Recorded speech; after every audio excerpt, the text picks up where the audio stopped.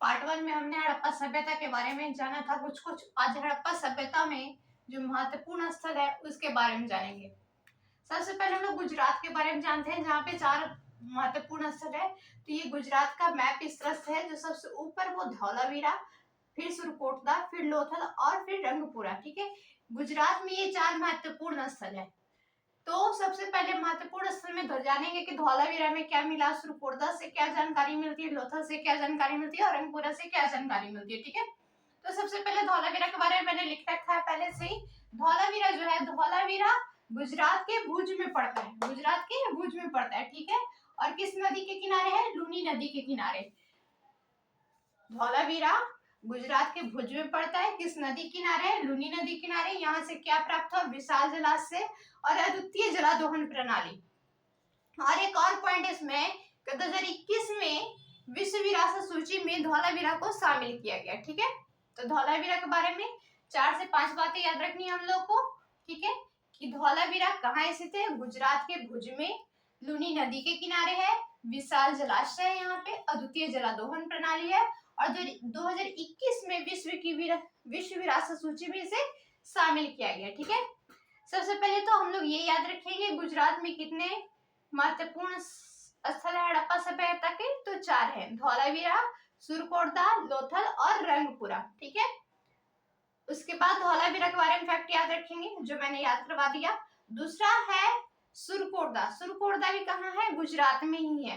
कौन सी नदी के किनारे है, साबरमती नदी के किनारे। और यहाँ से क्या प्राप्त हुआ है, घोड़ों की हड्डियों का प्रथम अवशेष यहीं से प्राप्त हुए हैं। ठीक है, तो इसे आप लोग सभी लोग याद रखेंगे। अब मैं इसे मिटाती हूँ।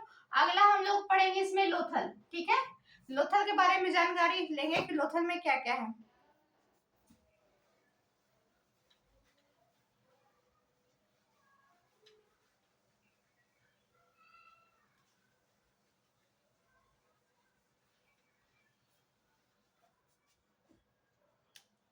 तीसरा है लोथल। ठीक है, लोथल, लोथल भी कहाँ है, गुजरात में। किस नदी के किनारे है, तो सबसे पहले ये इसके पॉइंट में लिखेंगे कौन सी नदी किनारे है, भोगवा नदी, भोगवा प्लस साबरमती नदी के संगम पर है, साबरमती नदी के क्या है, संगम पर है। ठीक है, लोथल कहाँ स्थित है, भोगवा प्लस साबरमती नदी के संगम पर स्थित है। कहता है इसे सिंधु घाटी सभ्यता का, लोथल को क्या, सिंधु घाटी सभ्यता का, घाटी सभ्यता का मैनचेस्टर भी कहा जाता है, मैनचेस्टर।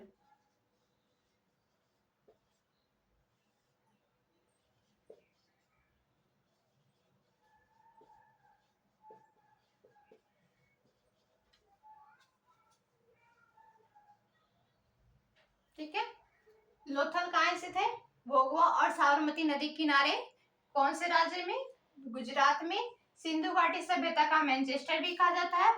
और यहाँ पे क्या महत्वपूर्ण चीजें हैं, जो यहाँ पे मोती बनाने का कारखाना मिला है। क्या मिला है, मोती बनाने का कारखाना।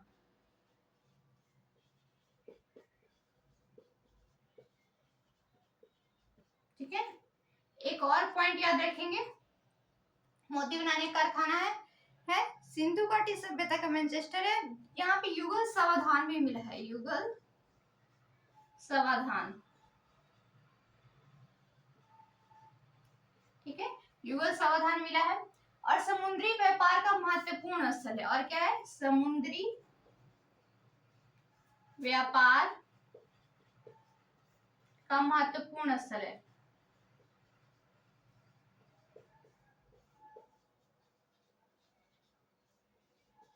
ठीक है, तो ये 4 से 5 पॉइंट हैं जो इसमें लोथल के बारे में हम लोग को जानना है।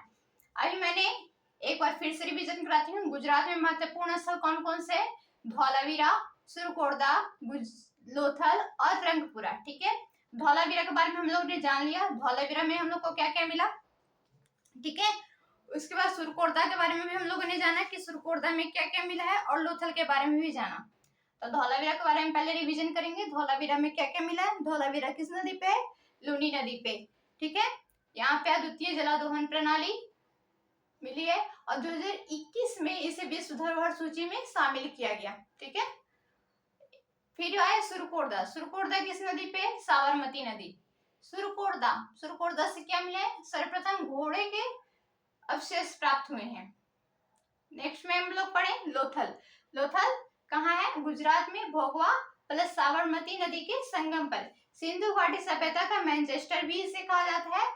मोती बनाने का कारखाना है और यहाँ से युगल समाधान का साक्ष्य प्राप्त हुआ है और समुद्री व्यापार के महत्वपूर्ण स्थल है। आप सभी लिख सकते हैं। ठीक है, और एक है रंगपुरा। ठीक है, रंगपुरा यहीं पे मैं लिख देती हूँ। रंगपुरा छोटा सा टॉपिक है, ज्यादा बड़ा नहीं है।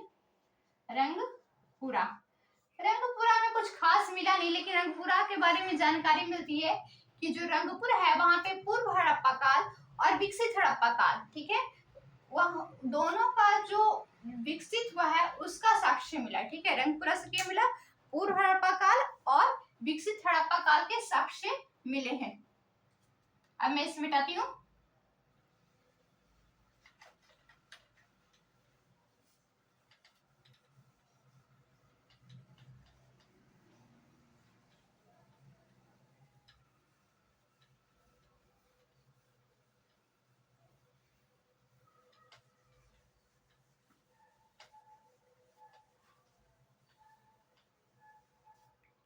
अब दो स्थान और पढ़ेंगे जो बहुत ही हड़प्पा सभ्यता में महत्वपूर्ण है। एक तो स्वयं है हड़प्पा, है ना? हड़प्पा, हड़प्पा कहाँ स्थित है? तो ये है मंटगोमरी जिला, मंटगोमरी जिला पाकिस्तान।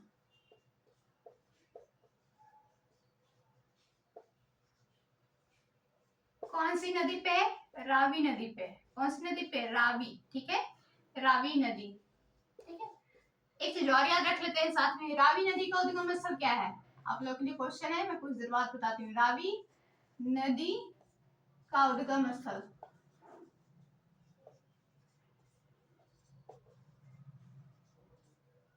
ठीक है, रावी नदी का उद्गम स्थल। हड़प्पा के बारे में, हड़प्पा कहाँ स्थित है? मंटगोमरी जिला पाकिस्तान। किस नदी पे? रावी नदी पे। ठीक है, हड़प्पा से क्या क्या मिला है? हड़प्पा से जो मिले हैं, जो महत्वपूर्ण है, सबसे पहले मिले 6 अन्नागारों की 2 कतारें। 6 अन्नागारों की 2 कतारें। ठीक है, और क्या मिला? 6 अन्नागारों की 2 कतारें। और यहाँ पे मिले हैं, ठीक है, हिरण का पीछा करते हुए, हिरण का पीछा करते हुए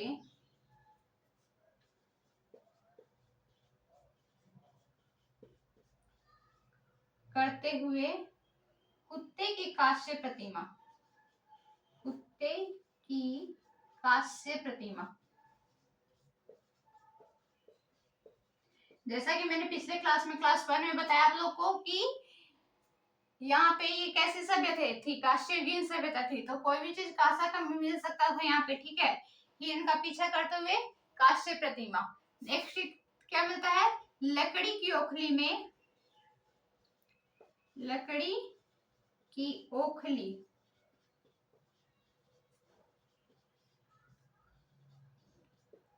गेहूं और जौ।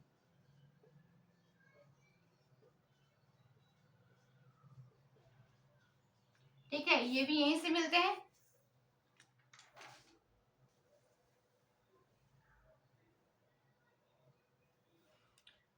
अच्छा, हड़प्पा सभ्यता में मैंने कुछ छोड़ा ही लगता है कि जैसे हड़प्पा सभ्यता के बारे में जान रहे थे। ठीक है, हड़प्पा सभ्यता से ही जानकारी मिलती है। हड़प्पा सभ्यता कहाँ स्थित है? मंटगोमरी जिला पाकिस्तान। कौन सी नदी पर? रावी नदी पर। यहाँ पे क्या मिला? 6 नगारों की 2 कतारें, हिरण का पीछा करते हुए कुत्ते की प्रतिमा, लकड़ी की ओखली में गेहूं और जौ। मैंने ये छोड़ दिया कि बाकी सब कत नहीं, लेकिन हड़प्पा और मोहनजोदड़ो का पूछ लेते। हड़प्पा की खोज किसने की थी? दयाराम साहनी, दयाराम साहनी। ठीक है, कब किए थे? 1921 में। ठीक है, तो ये 5 पॉइंट 1 2 3 4 5 6 पॉइंट है आपको पाकिस्तान के बारे में जानने के लिए। हड़प्पा, कहाँ स्थित है? मॉन्टगोमरी जिला, पाकिस्तान। किस नदी पर? रावी नदी पर। क्या मिले? 6 नगारों की 2 कतारें, हिरण का पीछा करते हुए कुत्ते की कांस्य प्रतिमा, लकड़ी की ओखली में गेहूं और जौ, दयाराम साहनी 1921 ईस्वी में इसका खोज किया। ठीक है, इस लाइन को थोड़ा याद रखिएगा कि ये हड़प्पा में मिला है। ठीक है, क्योंकि एक जगह और आपको पढ़ने के लिए मिलेगा जो कि बिल्ली का, ये यहाँ पे हिरण का पीछा करते हुए है, वहां पे क्वेश्चन में रहेगा कि बिल्ली का पीछा करते हुए कुत्ते की कांस्य प्रतिमा किस स्थान से मिली है। तो इससे मैं मिटाती हूँ। और रावी नदी का को बताना था, लिखना था, मैं अब बता देती हूँ। रावी नदी का उद्गम स्थल रोहतांग दर्रा है। रोहतांग दर्रा, ठीक है, रोहतांग दर्रा।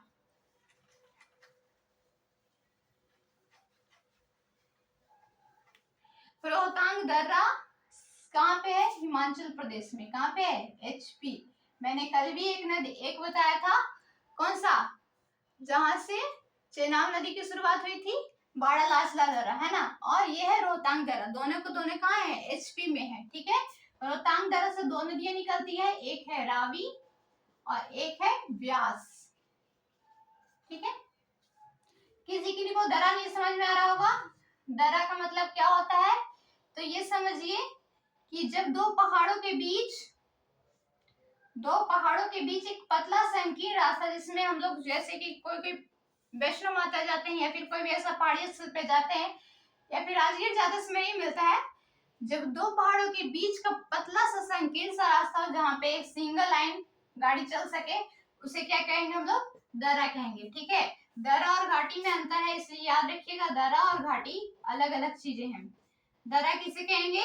दो पहाड़ों के बीच संकीर्ण रास्ते को, जहाँ पे सिर्फ क्या है, सिंगल लाइन गाड़ी चल सकता है, उसे दर्रा कहेंगे। और दो पहाड़ों के बीच जहाँ एक छोटी सी आबादी बस सकती है, उसे क्या कहेंगे? घाटी कहेंगे।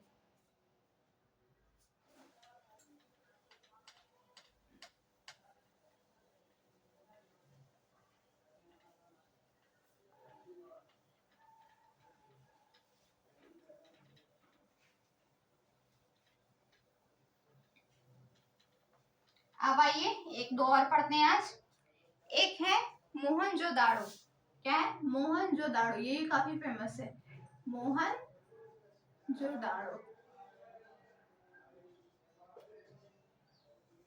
ये भी कहाँ है?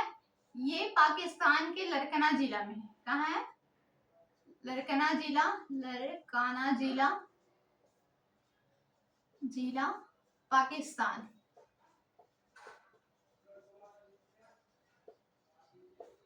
इसकी खोज किसने की थी? तो ये थे राखल दास बनर्जी।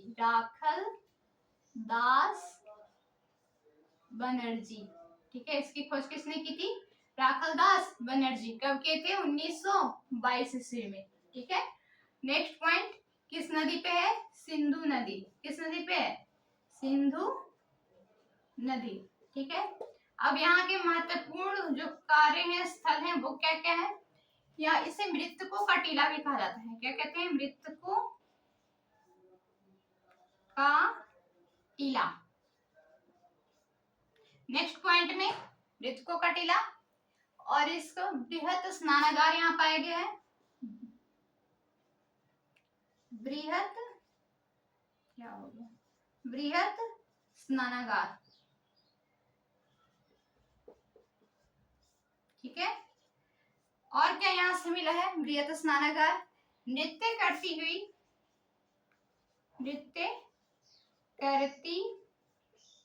हुई कांस्य प्रतिमा।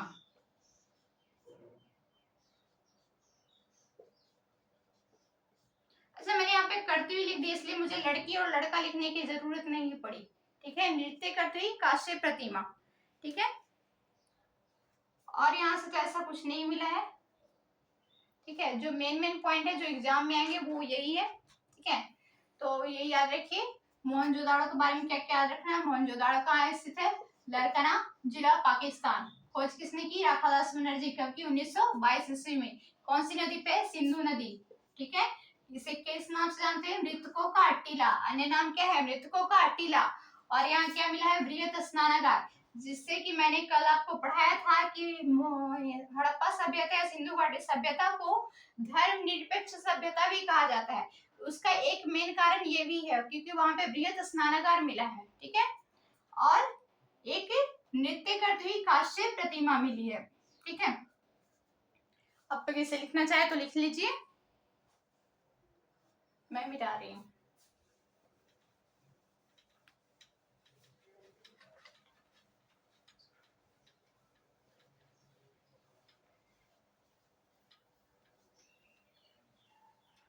आज के लिए एक लास्ट प्लेस पढ़ेंगे, रोपड़। रोपड़, रोपड़ कहाँ स्थित है? रोपड़ है पंजाब में। कहाँ है? पंजाब। पंजाब में किस नदी पे है? सतलज नदी। सतलज नदी, ठीक है। रोपड़ कहाँ स्थित है? पंजाब, सतलज नदी पे, ठीक है। रोपड़ से क्या मिला है? रोपड़ से भी कुछ ना कुछ मिला होगा। तो यहाँ पे जो लोग मरते थे उनके साथ तांबे की कुल्हाड़ी और कुत्ते को दफनाने का साक्ष्य प्राप्त हुआ है, ठीक है। इनके ये जो होता है क्या बोलते, जो जिसमें मृतकों को दफनाया जाता है वो कैसा था? अंडाकार, ठीक है।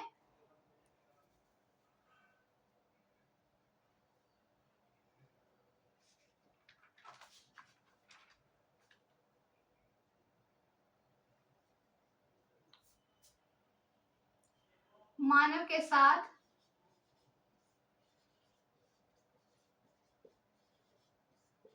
कुत्ते को दफनाने के साक्ष्य मिले हैं।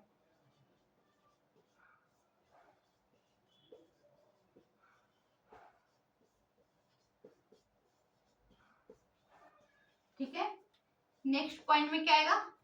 मानव के साथ कुत्ते को दफनाने के साक्ष्य मिले हैं और तांबे की कुल्हाड़ी भी कई जगहों से मिली है। एक और पॉइंट इसमें अंडाकार क्या था? इनकी जो कब्र होते थे अंडाकार होता था। इनका कब्र, यहाँ कब्र अंडाकार होते थे। मैं लिख देती हूँ, यहाँ कब्र अंडाकार होते थे।